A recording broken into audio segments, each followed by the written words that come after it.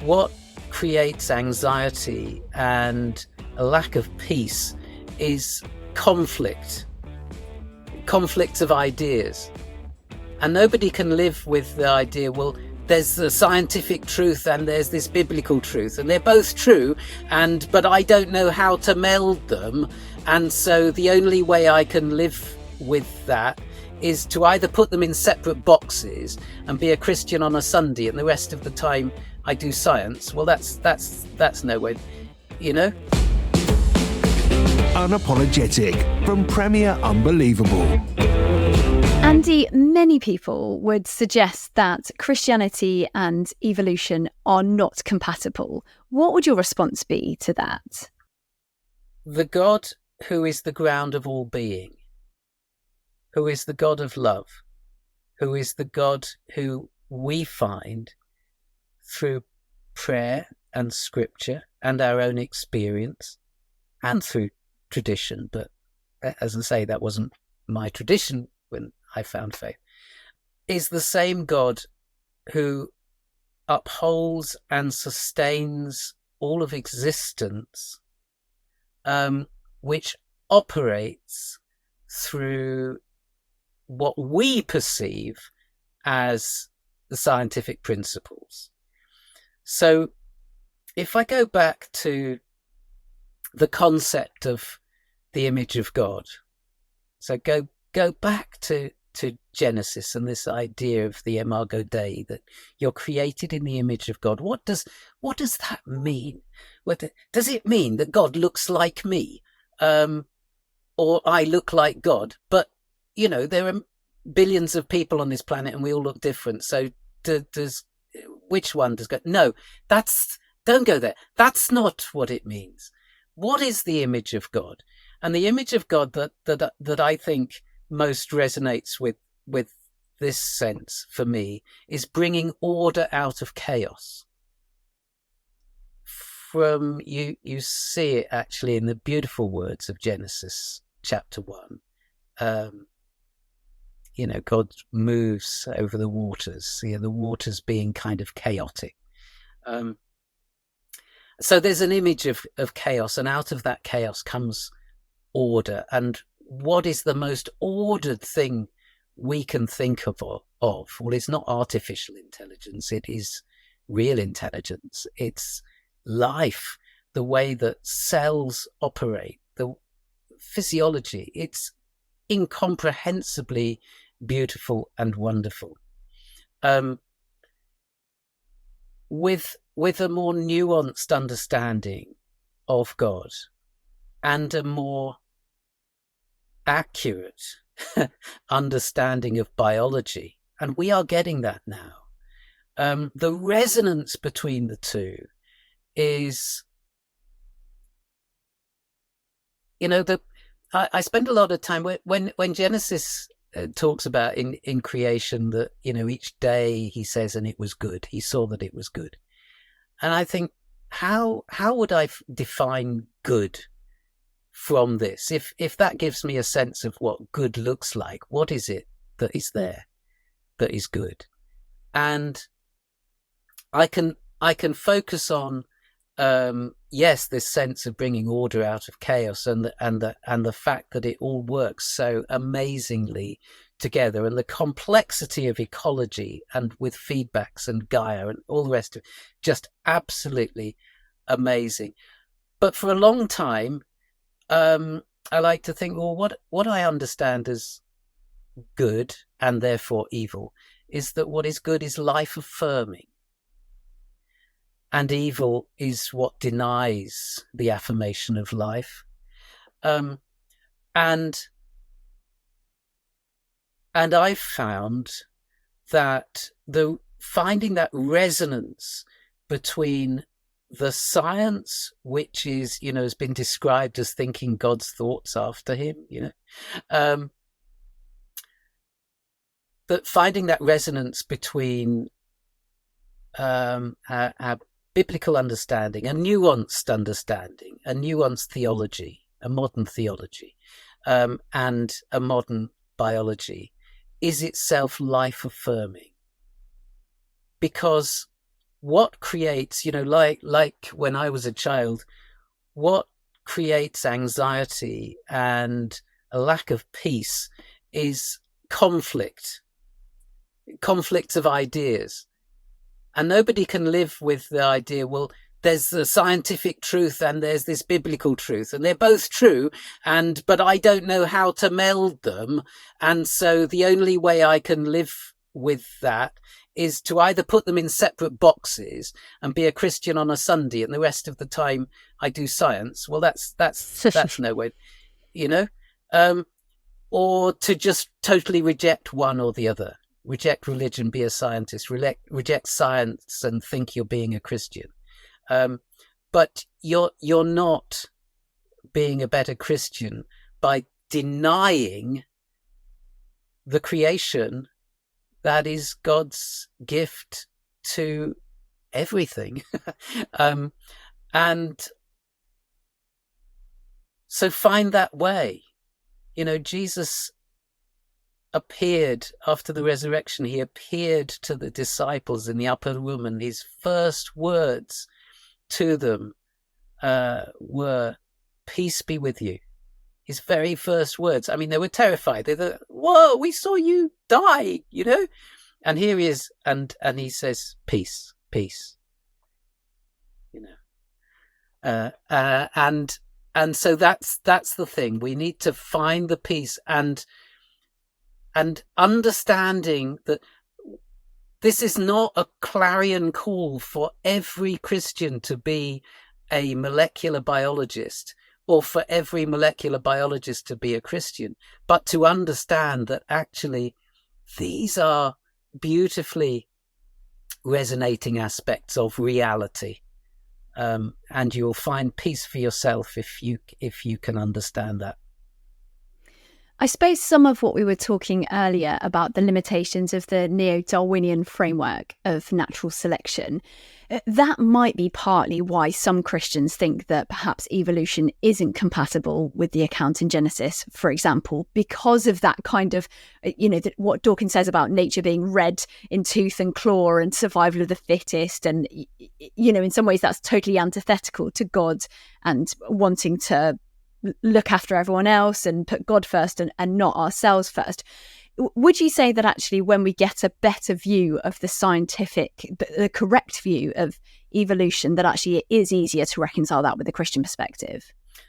Yes, definitely. And so a few things to say about the literal reading of Genesis. We have a word in theology called exegesis, which basically says, approach every text, every biblical text, every text of scripture with an exegetical frame of mind, which says, don't worry so much about the exact wording, because for one thing, it wasn't written in your language and you're reading it in a translation. And which translation are you reading? Don't worry about that. Search for the meaning. What is the meaning of this text? And so much of the literalist argument that I hear about Genesis, which of course conflicts with a scientific narrative because it's not an exegetical, it's worrying about the commas. Well, I'm sorry, it wasn't written with commas, not in the Hebrew. So, what are you talking about? That's not the spirit of that text. It's it's absolutely beautiful allegorical narrative. And the fact that it's allegory does not make it less important. It makes it more important because the relationships that it describes between us and the rest of creation and with God is absolutely critical to our well-being.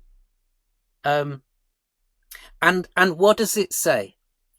With an evolutionary understanding of the tree of life, that is the 7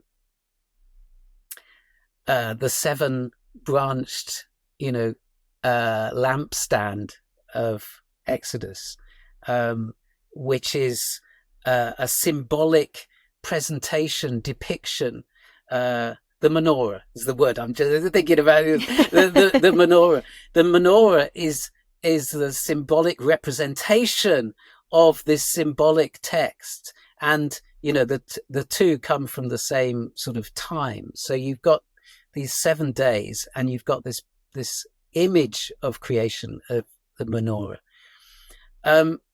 The sense that the same hand created all these plants and animals and everything else, and also created us, and incidentally on the same day as the creepy crawlies and the cattle. Put that with an evolutionary perspective, and incidentally use a Franciscan perspective to bolt the two together, because St. Francis recognized all of life as kin. Now, he even to the extent of, it's our little sisters, the birds, but actually, he uses the language of kinship even for the sun and the moon, brother sun and sister moon. Everything is brothers and sisters, which is the language of kinship. And we use the language of kinship, religiously when we talk about God as Father. The evolutionary perspective underpins that, or I shouldn't say underpins it, I say affirms it. The sense that I have evolved from millions and millions, maybe billions of generations of life, that all my ancestors, I can find kinship with a banana because I shared genes, or the evidence is that I shared genes with them. But actually at some point in the history of life, going back billions of years, at some point we shared a common ancestor. Now that is science totally in agreement with St. Francis's understanding of all life as kinship, which is represented in the menorah and in the meaning of Genesis 1, is that you are kin with those creepy crawlies and the cattle, and that's reflected. The days of creation, you hear all sorts of things. Oh well, maybe a day represents so many millions of years. Yeah, maybe it does, but no, I don't think it does. I think this is a rhetorical, framing to tell you this took time, and don't get hung up on whether it was literally a day or it was 24 hours. Oh well, days were longer in those. No, they weren't actually. They were shorter because the moon was closer to the Earth, and a day was actually shorter millions of years ago. So that doesn't help you. So no, don't go there. Christians have understood since the time of Origen, first century Roman Christian theologian, who read Genesis and said, well, this is obviously he didn't use the word allegorical, but that's the thing. He said, I can't remember the exact word he used, but figurative. That's it. He said this is obviously figurative language. It's not, it's more poetry and metaphor. And if we deny the importance of metaphor in faith, then we've got to deny all the parables, because it's exactly the rhetorical method that Jesus used to teach. He taught people by asking questions. I was reading, there's a book I learned about recently, about the 307 questions that Jesus asked, and he only answered 3. He lets you answer them for yourself, and that's the spirit of engagement with these beautiful, beautiful texts. And to reduce it to literal readings is actually to take the spirit out of it and to reduce it to, the phone book or something. Well, Andy, you've definitely covered this already, touched on it a little bit. But if someone was to say to you, I couldn't even begin to think about believing in God because I'm a scientist, because there is this fundamental conflict, how would you, as a Christian Scientist, how would you respond to that? Yeah, I have to be careful with the words Christian Scientist, don't you? But, oh, sure, of course. Yes, you are a Christian and a scientist. A scientist who is a Christian. That's a helpful clarification, thank you. Okay, so we've debunked the myth that science and Christian faith are incompatible, and we must keep on debunking that. So any Christian who says, I can't believe in God because I'm a scientist, you say, well, okay, let's talk.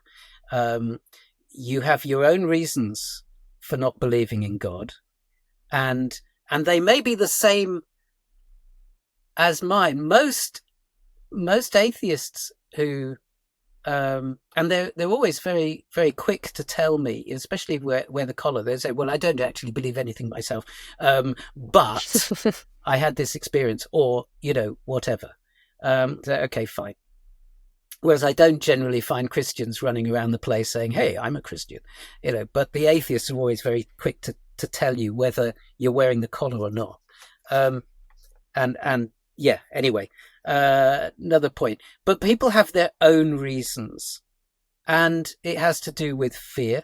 It has to do with, which is a kind of Genesis theme. It has to do with, maybe they're running away from a bad religious experience. Like my experience as a child, where, as I say, God said to me, or how I paraphrase it now, is saying, yes, Andy, that's religion done with. Now come and find me. And there is no greater invitation, and there is no more important thing that any human being can do, because that is the gift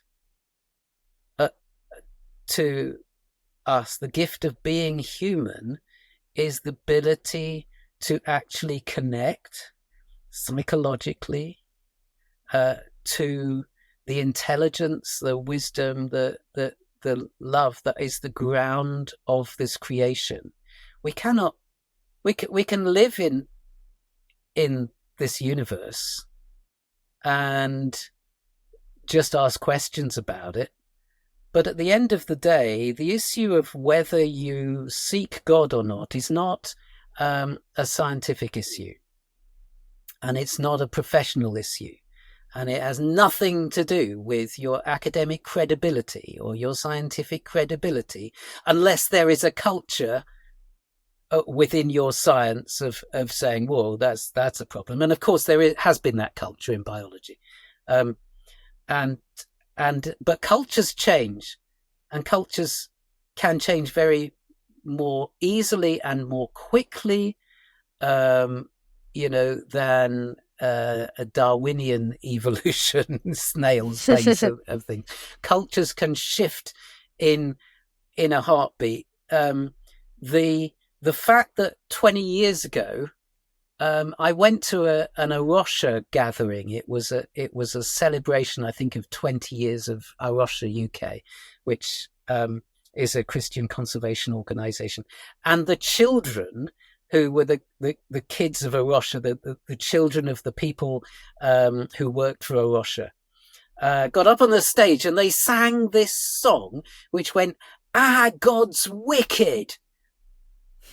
Now, to a person of my age, to be told that's not a good by thing. a Christian child that our God's wicked is like, whoa, okay, that's a culture shift, isn't it? Because the word wicked has completely changed. And so cultures can change in a heartbeat, and the young people drive changes in the culture, changes in words, and older people like me have to, I nearly said like us, I'm sorry, with older people like me, have to work out that lol means laugh out loud, and it's okay. And they probably don't use that anymore because that was like yesterday's word, but whatever, in a text. But but any so this thing of I couldn't believe, no, that's fine, that's absolutely fine, but you're a human being, and therefore somewhere in you is a desire to search, not just to know whether it's true, like some academic thing, let's tick that box, but no, because when you make that connection, you'll find that God works with you in the most gracious and beautiful way, and it is life-changing. Of course, it's life-changing. And of course, you discover that it's true as well, and it can guide your science and academic understanding as well. Andy, you are an ethno-ornithologist, but you are also a priest in the Church of England. How did that come about? So the call, it is vocation. It is the origin of the word vocation, is a sense of calling. And I kind of discovered that I was having experiences that not everyone around me in church was having. And I got to sort of thinking a bit, why is this? What is God saying to me? And through a slightly convoluted path, so I preached once, and it was about nature, conservation, faith, and the bishop got to read my sermon. This was Bishop John, and I think I was a church warden by that point, and so I met him at some gathering, and he said, I read your sermon, it's very good, you should preach more often. And so then I was at a diocesan synod where we had a little talk about, it's fine for people to preach from time to time, but if they're going to do it frequently, they should get a license. So I talked to my vicar about a license to preach, and he said, well, actually, Andy, I think you should be considering lay ministry. And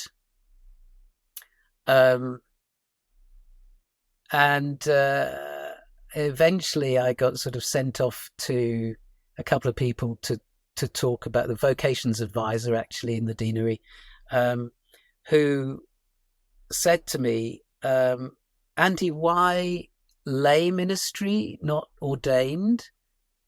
And, a little voice in the back of my head is saying, hey, this is getting a bit out of hand here. I just wanted a license to preach from time to time. And and people are seeing something in me. And I was sent off to talk to diocesan director of ordinance, a DDO,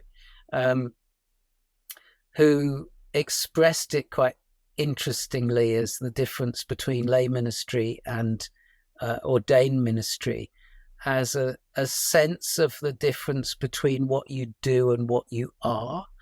And I know that's a slightly problematic framing of it, but it did make sense to me. And, it spoke very powerfully about, and this sense of identity that was coming through that is that, well, maybe I am actually being called to priestly ministry. And so then I was put in touch with my own DDO, Raymond, and went to the bishop's advisory panel, and well, we went through that without any kind of problems, and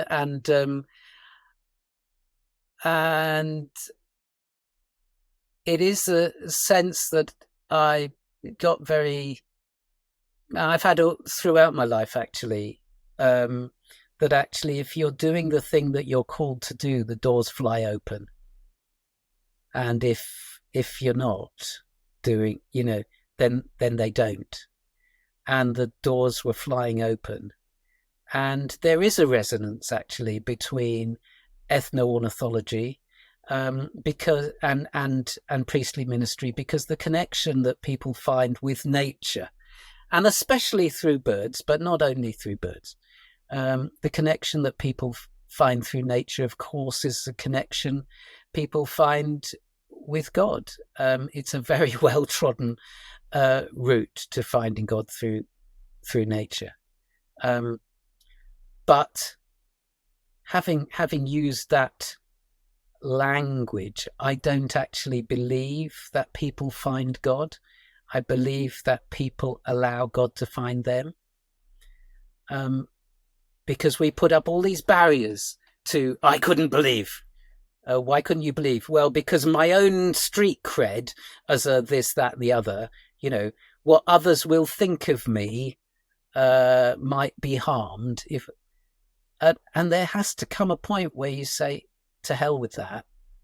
That doesn't matter. I'm talking about my real identity and my connection, my real connection to the heart of this thing that I'm passionate about with it, which is nature and life and having a sustainable future.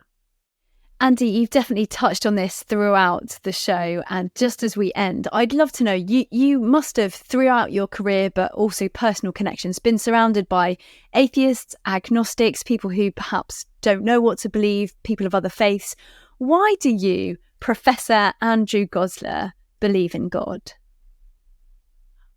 Because I have found the truth of the teaching that the heart of existence, the heart of reality, the heart of what we religiously call creation, is love. And I've discovered that God does love all his creation, even me. And people have said to me, one of the many grounds for their atheism, people have said to me, I couldn't possibly believe that a God who created all of this, when I look at the universe and it's billions of years, and I look back to the oldest light reaching the earth, and it's 13 or 14 billion years old, and the size of the universe, and I'm this tiny little thing on this tiny little rock, on this tiny, this tiny little solar system, blah, blah, blah, one of billions of galaxies,